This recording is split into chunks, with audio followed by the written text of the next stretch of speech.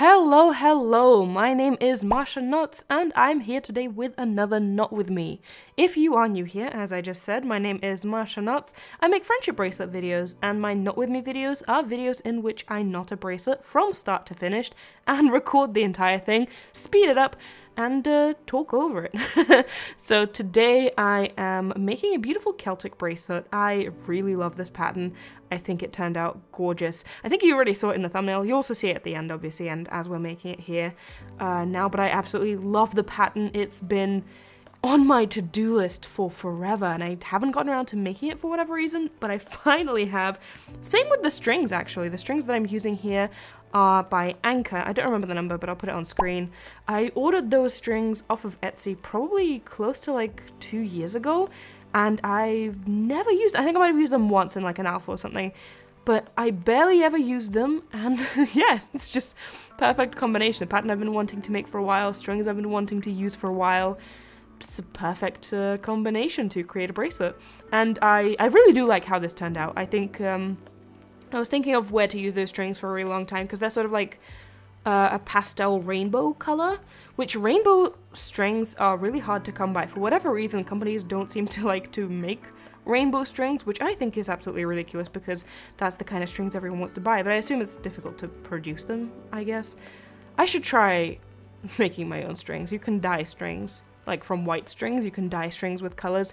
I should try making a rainbow at some point. Anyway, I've been wanting to use these rainbow strings for a while, but I've sort of been putting it off because they are so hard to come by, and that place where I ordered them from Etsy, I don't think they are selling anymore. So even if I wanted to buy more of these from the same place, I don't think I can anymore. Anyway, I've just been sort of putting off using them, but I'm glad that I used them here. I think they turned out really well. I really like how it looks now. I use these Not With Me videos as sort of a chance to catch up with you guys, talk to you guys about what's up on my mind, and whatever is happening in my life right now, and I thought I'd use this as, you know, an opportunity to talk about what's been going on with me, because it was either last week or the week before, I can't remember exactly, when I disappeared for like 2 weeks. Well, the last week or the week before is when I came back, I mean, from that 2-week disappearance, which I wasn't planning on taking, but it sort of happened. I came back and I told you guys that I was having a bit of a difficult time with my depression, which I struggle with. I've been doing much better lately. I've actually been, this past year with coronavirus, weirdly, you would think that that would impact my mental health in a negative way. Somehow I managed to have a better mental health year than I had previously, but still not amazing. I'm still struggling quite a bit, just less so than I have been previously, which is an improvement, but we're still not quite there, you know, with it being 100% perfect. Anyway, point is, I was struggling specifically this past the 2 weeks that I took off because I had some troubles with Stefan's visa. Stefan is my husband. We're long distance, trying to get him into the country. There's a video on my second channel, which I'll leave in the card and in the description if you're curious, explaining our visa struggles. That video is like a year old, but it's still pretty relevant. So not much has changed since then, but we had some like pretty big hurdles and struggles, and I thought that we would be able to get his visa sooner than we are able to. We had a lot of setbacks. So yeah, I was very kind of stressed for those 2 weeks. I was trying to get the documents in, and then it all sort of fell apart and failed. I don't really want to get into like specific details of why and how, but just, yeah, it's just a fact of my life right now. Anyway, I'm doing better with that. I'm still like, you know, still going through tough times. I'm just, I guess I'm handling them a little better than I was. So there's that. But on that same note, I think figuring out a schedule for myself has been pretty good. So you guys, if you've been around for the past few weeks, I guess, you would have noticed that I started uploading weekly schedules at the end of the week on Sundays, where I tell you guys what videos are coming out for the week, yeah, I post them on my community posts on YouTube, my Instagram stories, and then in a highlight as well, and then on my Discord server as well, which is also linked in the description if you want to join. I found those to be pretty helpful. I post these schedules, and that gives me sort of accountability to myself that I need to get this done for the week. And it also, I guess, helps you guys know what's coming out for the week, which I've been told is good. Well, I mean, from you guys have told me that you quite enjoy knowing what videos are coming out when and so on. So I quite like that I've started doing that. I wasn't ever a big fan of schedules because they don't really help me much, but I think that having a schedule that I can edit weekly is better than having like a consistent schedule. You know, like some YouTubers always say that like, oh, I post on Sundays or whatever. That doesn't help me, but having an editable schedule where I can choose what I want to do every Sunday for the rest of the week is quite good. I feel like a week, I can only really think a week in advance, so it's perfect for me, I guess. But yeah, you might have noticed that I kind of stopped streaming for a bit. I feel like I just needed a break from streaming. I do want to get back to it, but I want to be in a better rhythm with my videos. I want to I don't know how to describe it, but basically I want to have videos prepared a week in advance, essentially, and be in a rhythm where I can consistently create videos for like a week in advance. This video that I am recording a voiceover now for, the voiceover is being recorded I think 2 days or so before I'm actually posting the video, but the footage from the one that I'm recording the voiceover for, I filmed this a week and a bit ago, so I like already am sort of getting into this routine where I'm preparing videos about a week or so in advance, and I really, really like that, and I really want to keep consistently doing that because I think it's productive. It allows me to take breaks as well, which is something that I've been struggling with.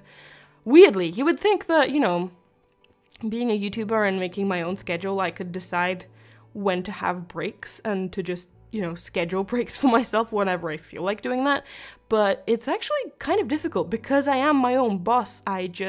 Also because I enjoy what I do, I just tend to push myself and just work all the time.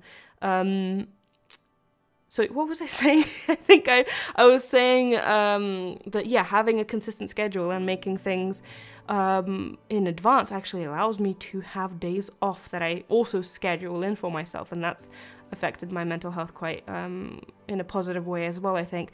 I really need to force myself to take days off sometimes because I really do love what I do. I absolutely love making bracelets. I love making videos. It's my passion, and I'm so glad that I found this. But I definitely do need to take breaks. I need to somehow, you know, reset my mind. Just like read a book or something, play a video game, do other things that I enjoy doing in life. Because that also helps with creativity, you know? Like even if I take 1 or 2 days off from making videos or whatever, it helps be creative when I come back. I have all these new fresh ideas because I took a little bit of a break. So I'm trying really hard to consistently post videos and, you know, do stuff. I've also been posting on Instagram more, which is lovely. Haven't posted on Instagram consistently for the past like 3 or 4 months, I think. I finally took enough pictures to be able to do that. Anyway, just some behind the scenes stuff for you guys, like stuff that I think about, you know. These are things that I constantly think about, how my mental health is extremely important to me, and I think it should be for any person. I think your mental health and the mental health of, you know, your children, if you have any, or your spouse or whatever, should be the most important thing in your life. Yours first, obviously, you know, put your mask on yourself first before your child. That's what they say on airplanes.